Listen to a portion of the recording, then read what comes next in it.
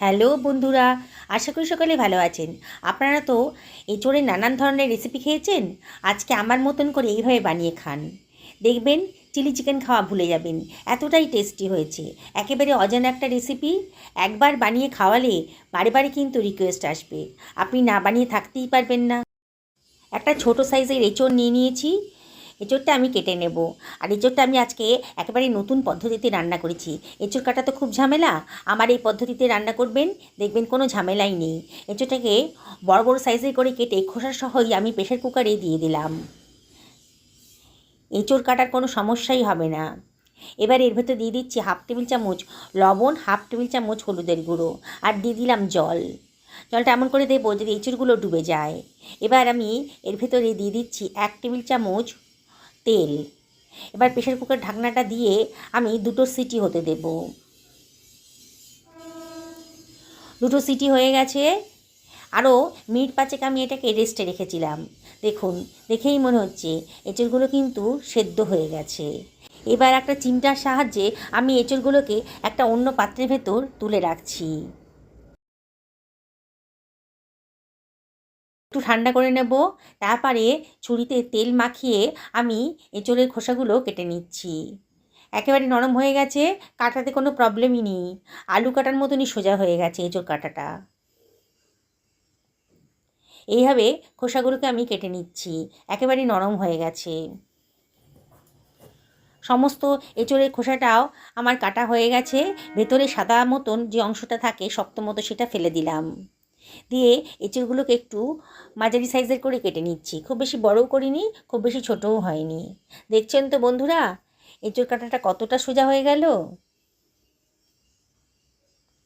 সমস্ত এঁচোড়গুলো আমার কাটা হয়ে গেছে। এবার এর ভেতরে আমি দিয়ে দিচ্ছি 1/2 টেবিল চামচ লবণ, 1/4 টেবিল চামচ হলুদের গুঁড়ো দিলাম, 1/2 টেবিল চামচ জিরের গুঁড়ো দিলাম, 1/2 টেবিল চামচ লঙ্কার গুঁড়ো দিলাম, 1/2 টেবিল চামচ গোলমরিচের গুঁড়ো দিলাম, 1/2 টেবিল চামচ চাট মশলাও দিয়ে দিলাম। দারুণ সুন্দর একটা চটপটা টেস্ট আসবে। আর 1 টেবিল চামচ কর্নফ্লাওয়ার দিলাম, 1 টেবিল চামচ সাদা তেলও দিয়ে দিলাম। দিয়ে সব কিছু আলতো হাতে ভালো করে মাখিয়ে নেব। মশলাগুলো এঁচোড়ের গায়ে খুব ভালো করে মাখিয়ে নিতে হবে। আলতো হাতে করতে হবে, নাহলে এঁচোড়গুলো তো সেদ্ধ হয়ে গেছে, চটকে যাবে। দেখুন সুন্দরভাবে মাখানো হয়ে গেছে, সরিয়ে রাখলাম। আমি 3খানা ছোটো সাইজের ক্যাপসিকাম নিয়ে নিয়েছি। ক্যাপসিকামটা আগে থেকে ধুয়ে পরিষ্কার করে নিয়েছি। এবার ক্যাপসিকামগুলোকে আমি কেটে নিচ্ছি। মাঝের অংশটা ফেলে দেব। আর ক্যাপসিকামটাকে আমি একটু চৌকো চৌকো করে কেটে নিচ্ছি। খুব বেশি বড়ও হয়নি, খুব বেশি ছোটও হয়নি। কাটাটা হয়ে গেল, সরিয়ে রাখলাম। আমি একটা বড় সাইজের পেঁয়াজ নিয়ে নিয়েছি। যদি বড় সাইজের পেঁয়াজ না থাকে তাহলে আপনারা ছোট 2টো পেঁয়াজ নেবেন। এবার পেঁয়াজের খোসাটা কেটে বাদ দিয়ে দেব। পেঁয়াজটাকেও আমরা মোটা মোটা করে কেটে নিচ্ছি। দেখুন কীভাবে কাটছি। কাটাটা হয়ে গেছে, সরিয়ে রাখলাম। 2খানা ছোটো সাইজের টমেটো নিয়ে নিয়েছি। টমেটোটাকে আমি লম্বা লম্বা আর বড় বড় করে কেটে নিচ্ছি। সরিয়ে রাখলাম, কাটা হয়ে গেছে। একটা ফ্রাইং কড়াই আমি বসিয়ে দিয়েছি গ্যাস ওভেনে। এর ভিতর দিয়ে দিচ্ছি 3 টেবিল চামচ মতন সাদা তেল। তেলটা যখন গরম হয়ে গেছে তখন ম্যারিনেট করা এঁচোড়গুলো আমি এর ভেতরে দিয়ে দেব। সবগুলো এঁচোড় একসাথেই ভাজতে পারবো না, ব্যাচে ব্যাচে ভাজতে হবে। হাই ফ্লেমেই রেখেছি। কিছুটা পরিমাণ ম্যারিনেট করা এঁচোড় আমি দিয়ে দিলাম। দিয়ে এগুলোকে আমি সব কিছু ভালো করে মিশিয়ে নিচ্ছি। বারে বারে নাড়াচাড়া করে এঁচোড়গুলোকে আমি ফ্রাই করে নেব। এত সুন্দর টেস্ট না বন্ধুরা, একবার যদি বানিয়ে খান চিলি চিকেন খাওয়া ভুলে যাবেন। নানান ধরনের রেসিপি তো খেয়েছেন এঁচোড়ের, একদিন আমার মতন করে এভাবে বানিয়ে খান। দেখুন সুন্দর একটা গোল্ডেন কালার চলে এসেছে এঁচোড়ের গায়ে। আমি এঁচোড়গুলোকে তুলে অন্য একটা পাত্রের ভেতর রেখে দিচ্ছি। বাকি এঁচোড়গুলো আমি গরম তেলে দিয়ে দিচ্ছি। ওগুলোকে একইভাবে ভেজে নেব। যেসব বন্ধুরা রেসিপিটা দেখছেন অথচ এখনও আমাকে সাবস্ক্রাইব করেননি, তাদেরকে আমি রিকোয়েস্ট করব আমার চ্যানেলটা সাবস্ক্রাইব করার জন্যে। পাশে থাকা বেল আইকনটা অবশ্যই ক্লিক করে দেবেন, তাহলে আমার রান্নার নোটিফিকেশানটা আপনারা চটজলদি পেয়ে যাবেন। সমস্ত এঁচোড়গুলো আমার ভাজা হয়ে গেছে, আমি অন্য একটা পাত্রের ভেতর তুলে রাখলাম। এগুলো স্ন্যাক্স হিসাবেও কিন্তু চায়ের সাথে খেতে পারেন। ওই যে তেলটা ছিল গরম তেলটা, তার ভেতরে দিয়ে দিলাম খানিকটা রসুন কুচোনো, আর দিয়ে দিচ্ছি কতগুলো কারি পাতা। সুন্দর একটা গন্ধ বেরোবে। হাফ টেবিল চামচ মতন লবণ দিয়ে দিলাম। দিয়ে এর ভেতরে দিয়ে দিচ্ছি হাফ টেবিল চামচ গোটা জিরে। দিয়ে সব কিছু খুব ভালো করে ফ্রাই করে নেব। গ্যাসের ফ্লেমটা হাইতেই রেখেছি, আর অনবরত কিন্তু নাড়তে হবে। রসুনটাকে আর কারি পাতাটাকে একটু ভাজা ভাজা মতো করে নেব। সুন্দর একটা গন্ধ বেরোতে শুরু করেছে। এইবার আমি কেটে রাখা পেঁয়াজগুলো দিয়ে দিচ্ছি। ক্যাপসিকাম কুচানোটাও দিয়ে দিলাম। দিয়ে সব কিছু ভালো করে মিশিয়ে নিচ্ছি। গ্যাসের ফ্লেম কিন্তু হাইতেই রাখতে হবে, আর অনবরত কিন্তু নাড়তে হবে। এর ভেতর দিয়ে দিচ্ছি হাফ টেবিল চামচ লঙ্কার গুঁড়ো, 1 টেবিল চামচ কাশ্মীরি লঙ্কার গুঁড়োও দিলাম কালারের জন্যে। এবারে আমি এর ভেতর দিয়ে দিচ্ছি 1 টেবিল চামচ ভিনিগার, হোয়াইট ভিনিগার দিলাম।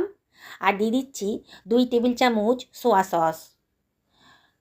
টমেটো কুচোনোটা ছিল সেটাও দিয়ে দিলাম। দিয়ে এর ভেতরে দিয়ে দিচ্ছি কাঁচা পাকা কতগুলো চিড়ে রাখা লঙ্কা। খুবই কালারফুল আর অসম্ভব টেস্টি একটা রেসিপি আজকে তৈরি হতে চলেছে।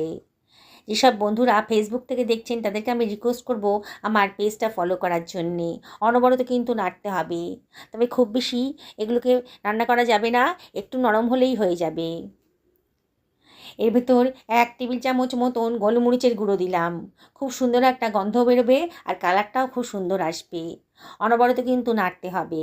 এইবারে আমি ভেজে রাখা এঁচোড়ের টুকরোগুলো এর ভেতরে দিয়ে দিচ্ছি।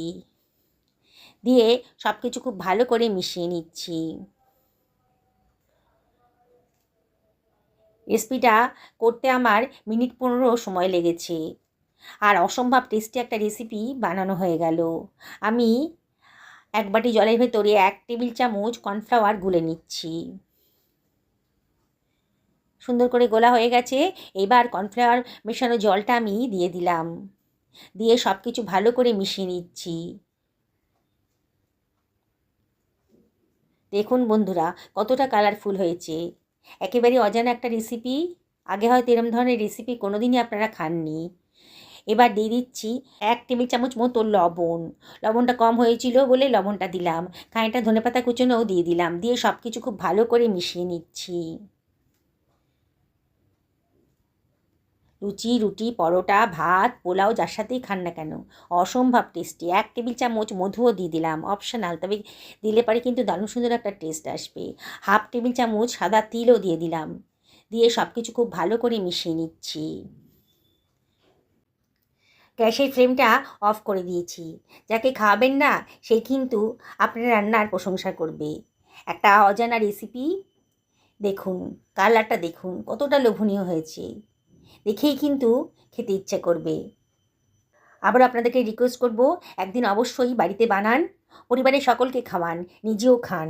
দেখুন এঁচড়গুলো কিন্তু একেবারে নরম হয়ে গেছে। সুস্থ থাকুন, ভালো থাকুন এই কামনা করে ভিডিওটি শেষ করলাম। নমস্কার নেবেন।